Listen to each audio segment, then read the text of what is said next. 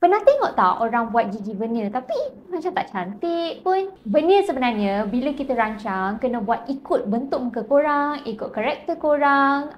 Macam tu tau. Dekat klinik kita ada buat special design supaya gigi punya bentuk, punya saiz, gigi punya kelebaran semua sesuai dengan muka anda. Design ni kita panggil Digital Smile Design atau juga dikenali sebagai DSD. Dekat Stella Dental, kita guna teknologi ni untuk patient-patient smile makeover kami.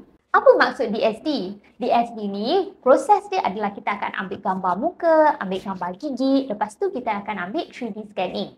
Lepas tu kita akan upload semua rekod ni dalam sistem kita untuk analisa gigi anda. Nak tengok saiz apa yang sesuai, bentuk apa yang sesuai, panjang apa yang sesuai, barulah cun. Dari situ, kami boleh reka digital mockup senyuman baru korang. Dan korang boleh tengok dulu rupa tu macam mana sebelum korang decide nak proceed. Kita tak agak-agak, semua ikut struktur dan data sebenar.